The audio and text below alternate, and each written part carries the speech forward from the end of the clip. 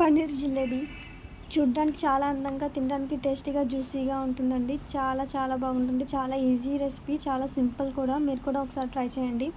పన్నీర్ జిలేబీకి కావాల్సిన పదార్థాలు: ఒక గ్లాస్ పాలు తీసుకోవాలండి. అందులో ఒక 2-3 డ్రాప్స్ లెమన్ డ్రాప్స్ వేసుకోవాలండి. నిమ్మకాయ పిండుకోవాలి. పాలు అనేవి ఇరిగిపోవాలి. మీరు ఇరిగిపోయిన పాలన్నా తీసుకోవచ్చు. తీసుకుని ఒక గిన్నెలో వేసుకుని స్టవ్ మీద మరిగించాలండి. చూసారు కదా పన్నీర్ అనేది ఎలా ఇరిగిందో, పాలు అనేవి ఎలా ఇరిగిపోయినాయో.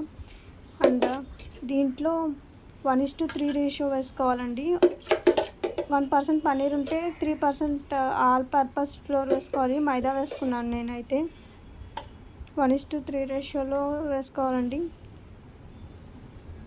పన్నీర్ అనేది మైదాలో బాగా కలిసిపోయేలా కలుపుకోవాలి. మీరు కొద్దిగా సాల్ట్ కూడా యాడ్ చేసుకోవాలి. పించ్ ఆఫ్ సాల్ట్ యాడ్ చేశాను నేను. బాగా ముద్ద కింద కలుపుకోవాలి.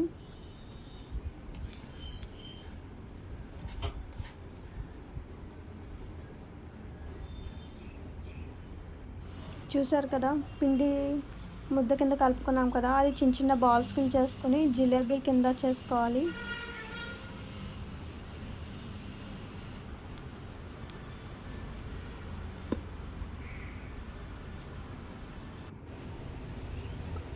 ఒక గిన్నె తీసుకోవాలి. గిన్నెలో ఒక కప్ పంచదార వేసుకోవాలండి.